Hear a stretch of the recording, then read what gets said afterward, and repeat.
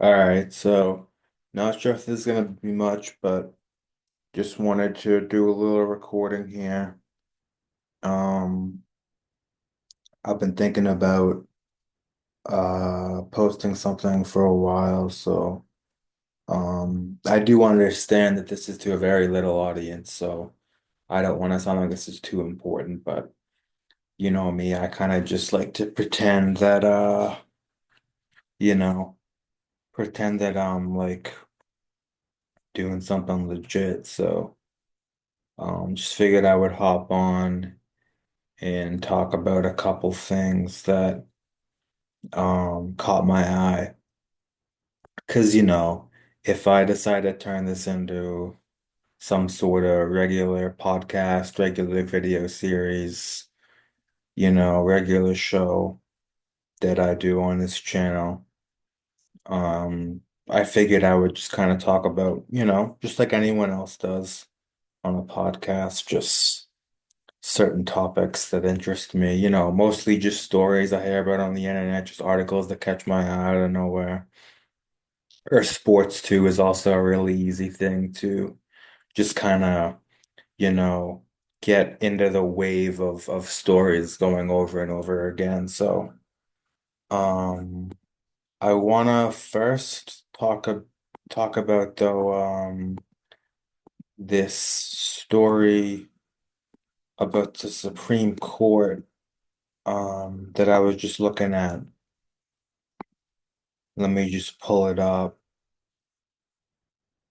Um, a story by CNN that the Supreme Court is reviewing a law in Colorado that, and this is coming from the article, that would bar mental health professionals from practicing conversion therapy, which is, I'm guessing, some sort of um, medical physician or just like therapist or, some sort of licensed mental health professional trying to attempt to change a person's sexual orientation or gender identity.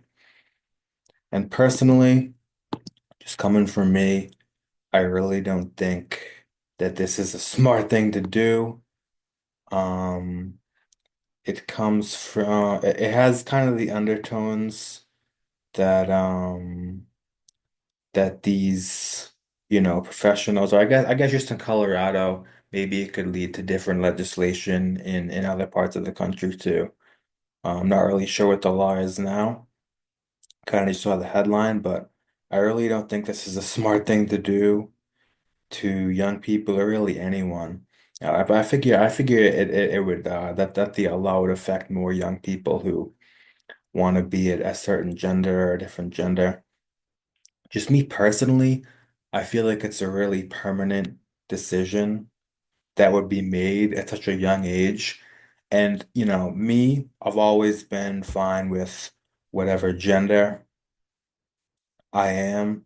I've always been totally cool with how I was born and, certain features about me and, sexual orientation and eye color or like the name and the situation. So I consider myself really lucky, and I can understand how there's people that aren't as fortunate as me to have been born in positions where they want to change really ingrained parts of them. And to me, there's no more ingrained part to how you're born than you know. Like this law is saying, sexual orientation and gender identity. At the root of us, it disappears all the time, but at the root of us in the background, especially young people, who we are human beings. We are animals. We are a species. It's changing a lot right now in times today where we are made to like, part of our us, the human race is to keep it going.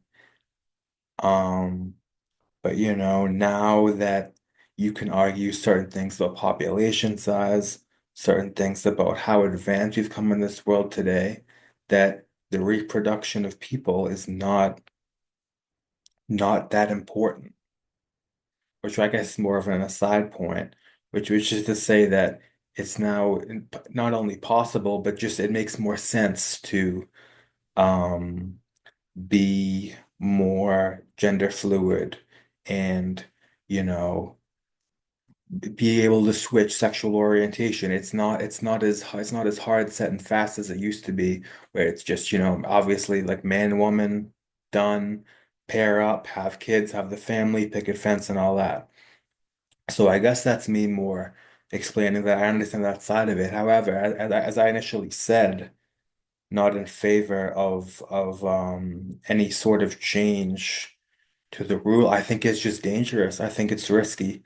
I think I mean, from the wording of this law, it seems to be hypnotizing. It almost sounds like that younger people who you could argue with, people who are struggling with these issues like sexual orientation and gender identity, that they aren't they I mean I'm not to say they're off the wall crazy. As I just explained, I understand where they're coming from. I can see it.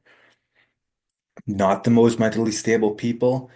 They're looking for, something to give them validation. Maybe it's not the best thing to just have uh, these doctors, professionals, whoever they are, you know, uh, performing performing conversion therapy on them when you're just handing over moldable minds to people who are, obviously have gone to school, to done all the necessary whatevers to get to the spot they're in, but you never know what they can do. And then all of a sudden, what do you go one day you wake up from a coma, you feel better. It's definitely I can see the positives in it. But this is also coming from the same state that had Trump off the ballot, I believe, in Colorado. So I'm gonna have to do some more research on it and see which side that like left or right, that the current, legislators, lawmakers in Colorado are now and then are trying to change. But for me, just to speak my mind on it, just why not? I really think it should be more of a personal, private matter. I think I'd put it under that category where, yeah, person A is struggling with which gender they want to be.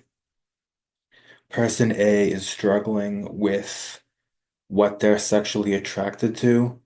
If in my spot, just as like a random person's advice, t take your time with thinking about it, experimenting in your life.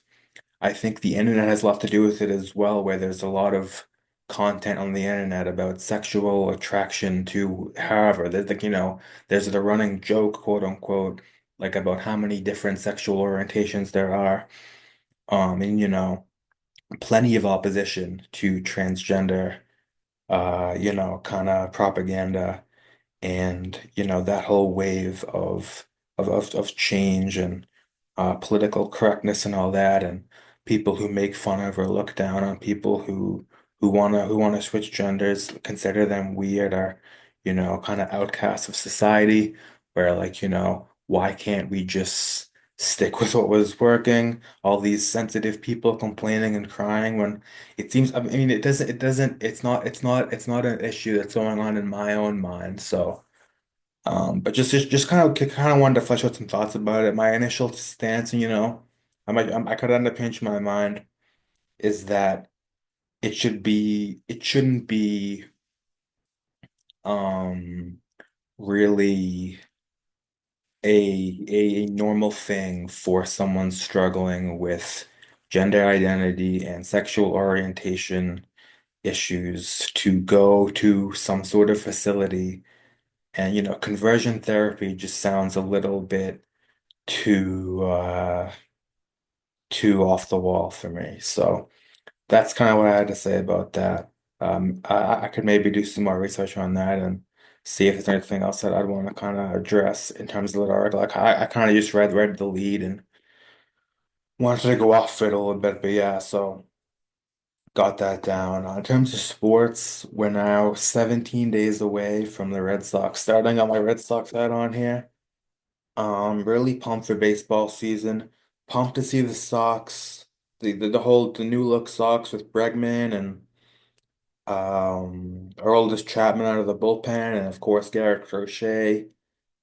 I'm not sure if they've announced an opening day starter yet, but we'll see. I was actually driving by Fenway today and TD Garden too. I went out for an hour or two this morning, and they're doing some Uber rides. I like always been a big fan of Boston, and I'm now living here. And you know what? I just noticed the background's looking kind of plain too. Let me throw up this pennant behind me. Brag about the Celtics championship a little bit as well. Hoping for another banner too. I guess I could do it. But yeah, just you know, Red Sox. Maybe I could like nail the pennant to the wall, or maybe scooch over a little bit, get a little bit of my diploma and Celtics hat in there. Just to not have an all white background, I guess. But yeah. Should be interesting. Hopefully, Trevor Story can stay healthy. Definitely hoping that I guess I could do kind of a Red Sox preview right now. Hoping Story stays healthy. I'm really hoping Bregman's playing third and Devers is at DH. I have no idea where this whole Rafael Devers third base drama came from. It seemed like he was always fine DHing during the season whenever he'd get a handful of games there. Um Bregman is the much better third baseman. If you're Rafi Devers, like I know that you are like you are the longest tenured Red Sox basically like you are the main draw, but it's all about the hitting for Devers. For me, I would not in any way, if it were me, care about Bregman coming in and taking over his spot. So hoping that we kind of get a Devers Big Poppy kind of connection with him as DH. But if he wants to play third, I guess Bregman could be DH or play second base. But every time Bregman comes to Fenway or the Sox play the Astros, I mean, it was like 8 years ago, but the Red Sox Astros playoff series, he was a shining star over there. So would definitely love to see him on the line. And Endeavors has improved obviously a bunch over the years, but still makes plenty of errors and isn't really that sharp over there. So I have no idea. If to me, it should be a natural slide for him to take over DH every day. Just focus on hitting more, and you never know. We could end up getting like a season where he hits like 330 with 50 bombs or something. Like best case scenario, where all he has to do is just hit, which is obviously the strong part. This like he's a much like his fielding, like at best is just whatever. There isn't really any advantage to having him over there. So, I remember there were some games where like Bobby Dahlbeck would play third, a few years ago, and they would have replacements over there, every once in a while if Devers was missing a game or whatever. So. Yeah, and I guess just a quick note on the season. For the Sox is that I'm really thinking division winners. I think the addition of Alex Bregman, as long as he's bringing the same juice that he's had in Houston for his whole career so far, I think that addition makes the Red Sox a contender. I really do.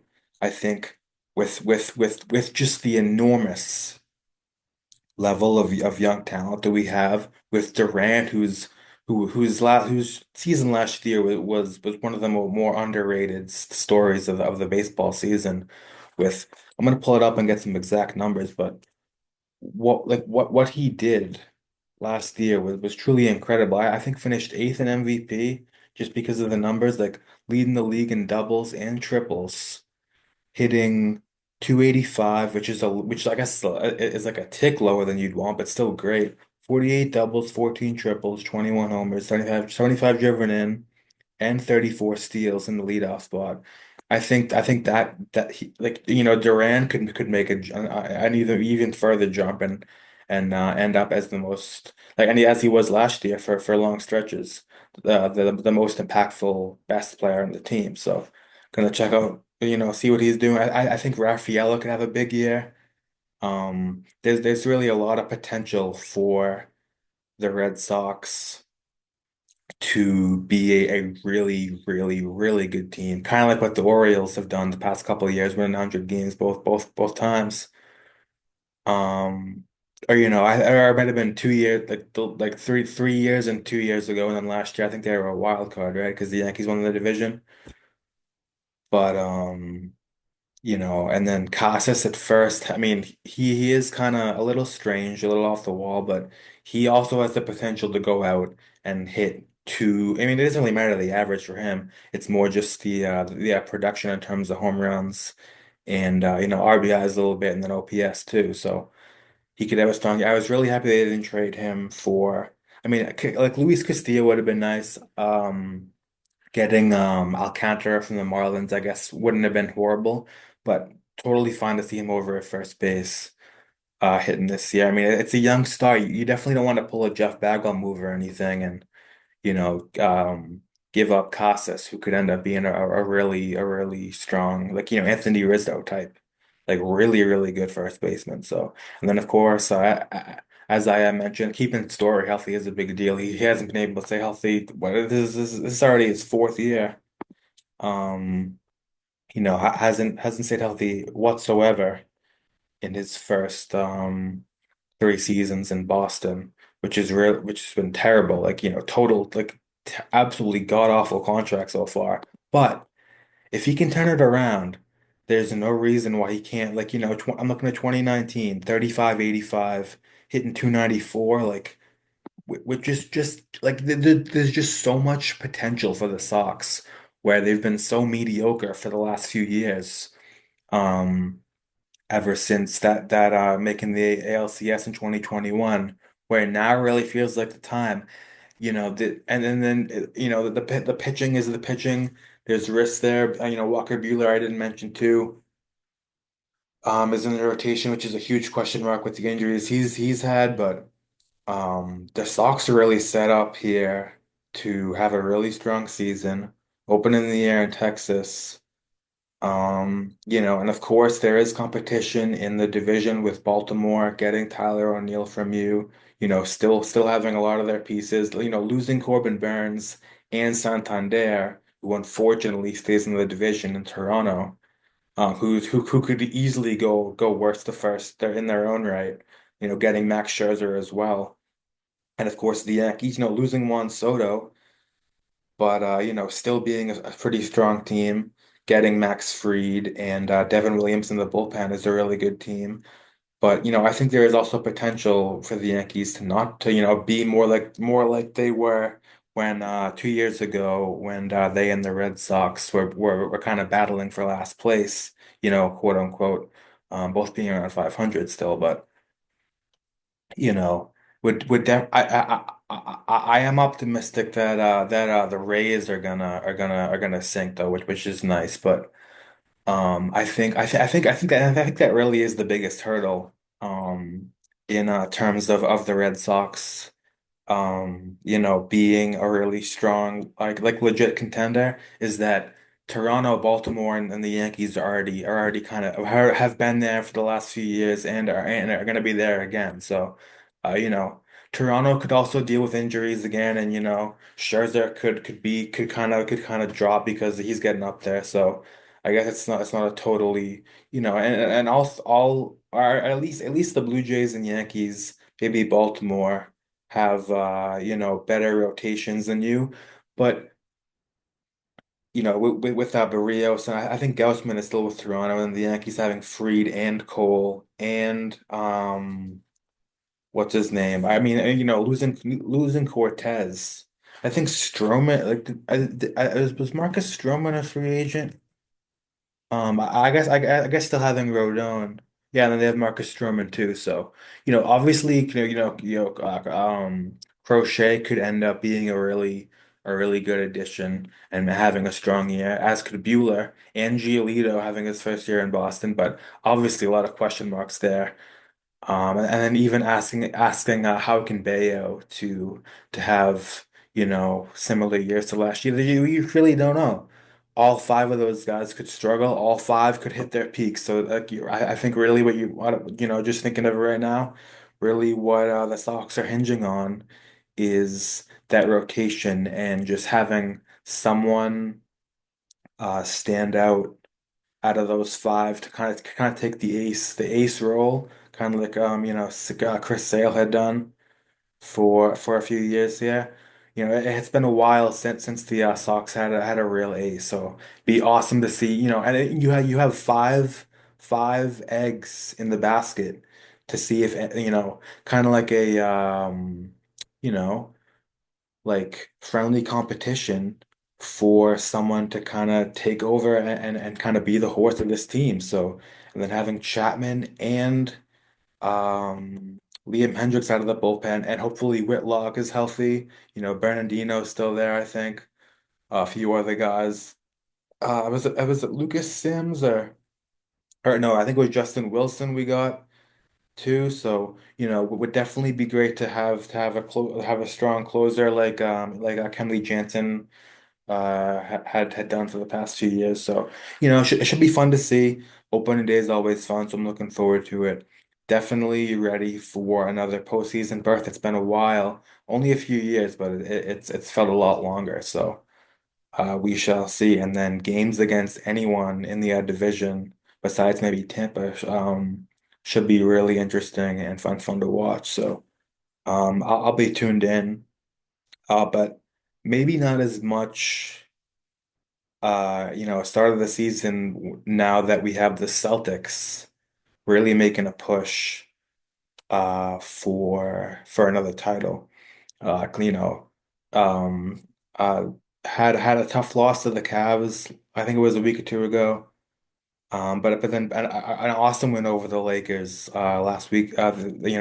This past weekend, and then I think they're playing tonight. And then I think we also beat Philly the game before, or maybe after. I don't even know. They're playing Utah tonight. I'm actually going next week on the 18th. Today's the 10th, playing Brooklyn at home, so that should be fun. Also playing OKC this week, which is a big game. So yeah, after losing to the Cavs on the 28th, so 12 days ago, beat Denver, which was great, beat Portland, beat Philly, then beat the Lakers. So definitely good to see. But yeah, definitely seems like the Celtics are gonna finish in that two spot. Cavs have won 14 in a row, but the Celtics do have 5.5 games on the Knicks for the two spot. So um, seems like they will kind of just settle there comfortably, and then we shall see if maybe, a second round series against the Knicks really wouldn't scare me. You never know, but it feels like every game the Celtics have kind of owned New York, whether it's here or at MSG. So really not too concerned with that. Wouldn't love a first round series, I guess, against Detroit. I mean, really doesn't scare me too much, but just kind of thinking about the 20-point loss there recently. Atlanta doesn't scare me at all. Orlando doesn't either. Miami after losing Butler would be an awesome first round draw. So not really too concerned with the first round, just kind of thinking about the Eastern Conference as a whole. But you know, even though the Cavs had this great regular season, I really don't feel like they're too different from who they were in the playoffs last year. You know, when we beat them 4-1. Had a couple moments, had that win where they just couldn't miss, but and then splitting the season series, this year 2-2 would have been awesome to win that game the last week. Having that big lead and just blowing it would kind of suck, but um Like we wouldn't play them until the conference finals. So, and they would have to get through Milwaukee or Indiana or Detroit or whoever ends up getting that kind of 4-5 range. And then I still feel like Cleveland could lose to like, I really do feel like even 8 games back that the Celtics still, I mean, and the Celtics almost never have their full lineup in like even this whole season and last year just never have the full Holiday, Brown, Tatum, Horford, Porzingis, White combo like all playing at the same time. So, it's kind of risky to just start that in the playoffs, but all those guys together just like last year and Pritchard too um should be a really, strong, formidable, championship level team just like last year. So I just wouldn't be surprised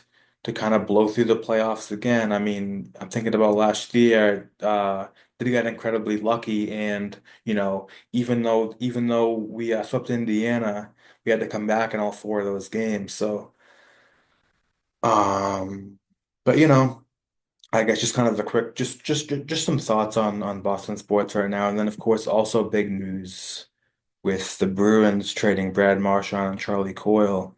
Definitely feels like a rebuilding phase, although still having Pastrnak and Elias Lindholm. Not really sure what we're doing. Swayman's had a terrible year. Um, but I guess just kind of just like bought up at Brad Marchand. Not really a huge Bruins fan. Too much. The 15 years he was here. But I definitely feel like it was time to go. It really seemed like he was enjoying himself a lot on Team Canada, playing with other guys. Has lost a step, I would say, a little bit from where he was pre-COVID and 2019, 2020, 2021 range. So I guess I think we got a pick or whatever for him is fine. I guess it would have been nice to get some talent, but because it really doesn't feel like the Bruins. I mean, I'm not an expert. I'm not a total whiz on the Bruins, but um, really doesn't feel like we have a lot of young talent. So I really don't know where we're going. We could honestly end up in the basement for a while. Who knows for a decade? I have no idea. But yeah, like still having Parsnok and then Swayman is on the 8-year deal. Terrible year this year. It has to be one of the worst goalies in the league with what I've seen from him. The Allmark trade really does not look good right now. With even him being a free agent after this year, like the Bruins and him really couldn't get something done. It's unfortunate. It's unfortunate that they're in this spot now with the goalie who was totally lost it after signing a big 8-year deal before the season.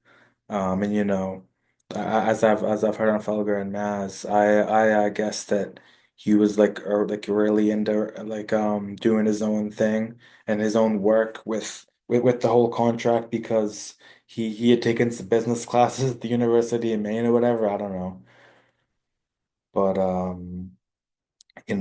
not really getting a lot from the Bruins this year. They were in it for a little bit, and they're still only a few points back of a playoff spot, but obviously not gonna be like last year where they had a chance of going all the way. Really does feel like the end of an era. I mean, obviously the end of an era for Brad Marchand, one of the best, one of the greatest Bruins to ever to put on the uniform, and kind of with Chara leaving a few years ago and Bergeron and Krejci off the team, it's definitely a kind of new look Bruins team that I don't think is really resonating too strongly with the whole fan base here in Boston. It's not really much to it. There really isn't really a good reason to go watch a Bruins game or whatever. So we'll see what happens, but just kind of wanted to jot it down. So like, see you later, Brad Marchand. We wish you all the best in Florida, and obviously it's gonna about to go on a cup run himself, and it could even come back. Could even come back to the Bruins. You honestly have no idea I mean, he definitely posted some really heartfelt, meaningful messages about Boston on Instagram and in the comments. I mean, he seemed like he really enjoyed it, but he was just drafted here. He's from Canada, so um, and of course, there's the rumors also I heard on the radio that he's thinking about going to Colorado with McKinnon and Sidney Crosby. I think those three we're trying to line up. So, you know. I'll almost surely be watching the Panthers in the playoffs this year, trying to go back to back after almost blowing that 3-0 lead against the Oilers last year. So, and then now they'll have a little piece of the Bruins on there, like Ray Bork back in the day, as I've heard, early 2000s going to Colorado. So we'll see if Marchand can get his second ring since his rookie year with the Bruins. And yeah, I mean, it'll definitely will not be the same without him. I mean, he's played. I think has he crossed 1,000? This kind of shows how little I know about hockey. Where I'm assuming he's played 1,000 games, all with the Bruins for, and then of course his first game is actually against Boston. I don't know if it's here in Florida. Yeah, 1,090 games, all in Beantown. So. Or I guess that cup wasn't his rookie year; it was in his second year. But he only played 20 games in 9-10, and then the cup in 10-11. So yeah, I mean it's gonna be weird to see him wear another uniform for sure. Although although he was just wearing the Team Canada jersey for the Four Nations thing last month. So he'll be wearing red again for another team. And I think it'll be interesting to see how he kind of fits because so much of how the Bruins play was centered around him, forechecking and kind of being a pest back in the in the other team's zone, trying to get the puck and everything, and so often being on the wing and kind of like doing his little thing, pass, shoot, whatever. I'm not really too much of a hockey expert. I watched the Bruins a little bit. And it'll definitely be weird to not see him out there. And the whole thing with seeing like, I mean, he's going to a situation where the Panthers are Kachuk and Barkov's team. So in the Bruins, like he was the captain of this team since Bergeron left. He was the key cog. He's not really gonna be one of their top players, and they play such a fast-paced, like shot-heavy game. I feel like Marchand is it could help them a lot to have a kind of different piece on their team. Forechecking and doing his thing where he like steal the puck and just absolutely bugging the shit out of the other team. They him and Kachuk could be a really scary combo in that regard. But yeah, it's gonna be like the Bruins power play, like just seeing it, it's gonna like totally different with these new younger guys. And then Coyle leaving too. I think where did he go? Vegas? It's definitely sucks to lose to Terrier, but no, he went to Colorado. So yeah, I mean, I definitely feel like the Bruins are selling, not going for the playoffs this year, which kind of sucks. But like I've really had questions with the organization, front office, with I really don't know what direction they're headed in. They don't really seem to have a lot of young talent. They've been dealing with injuries now to Hampus Lindholm and McAvoy just got hurt too. So it seems like they're really gonna have to hit on the draft because they have pieces, obviously. You gotta hope Swayman just finds his form again. Totally, just sucked it up this year. But you're gonna have to fill in spots. They kind of did it short term, getting like Van Riemsdyk and whoever I forget that I wasn't Dylan Strome, like whoever they got at the trade deadline the past few years. Taylor Hall was here for a short time, but they need to fill in a lot. They have top level guys with McAvoy, Pasternak, Elias Lindholm, Hampus Lindholm. Losing Coyle sucks, but like there's not much there. They just kind of fill in with, they traded what's his face? Trent Frederick is gone. Um, there's just not a lot of like, long-term pieces here. So we'll see what happens. I thought firing Jim Montgomery was a terrible decision, putting in Joe Sacco, and then he got hired by someone I saw, right? On the Blues. I really didn't understand. Um, Getting rid of him at all after I think it was a slow start after what he did the past couple of previous years made no sense to get rid of him. So don't really think the Bruins are going to be on my radar too much. However, however long this kind of post Bergeron Chara era lasts. So we'll see. I'll definitely keep an eye on them in the standings and maybe flip them on every once in a while to see how they're doing and see if they're gonna get in the playoffs. Obviously I'll watch them. But yeah, just not really optimistic about it and not really, Pasternak's always Pasternak, which is cool. He had that long point streak, but way more of a Celtics kind of guy and Red Sox and the Pats too, which I could mention. The Pats signed Harold Landry to a contract, so um kind of feels like new coach Mike Vrabel is really trying to make the Patriots kind of into what he did in Tennessee, getting one of his old players, and would be awesome to see him kind of do to our offense. So I don't know how much he was involved with the offense when he was in Tennessee, but obviously then with Tannehill and Derrick Henry. I could see kind of a Drake May, Ramondre Stevenson, you know, kind of deal. Variable, was on defense when he was a player. As a head coach, it's never really, with Belichick too. Like the master of it, and like I think Jim Harbaugh with the Chargers kind of the same way, where it's not really totally clear like which side of the ball the responsibilities that kind of keep it hidden, but. The Pats need a lot, so I would love to see them take Abdul Carter. I think he's had some injury stuff pop up with the pre-draft stuff. So to get him at four, I think would be great. I think we really need another Matthew Judon type defensive end to just kind of have something on defense. And then I feel like with the offense around Drake May, what would make the most sense is to do a Lamar Jackson, now Jaden Daniels in Washington type of offense to get him moving in the pocket a lot. And you need a good line and a good running back to kind of free him up and all that. So there really isn't a top offensive lineman, I think, who's one of I haven't seen anything about offensive line that high in the draft. So I guess maybe trading down could be an option.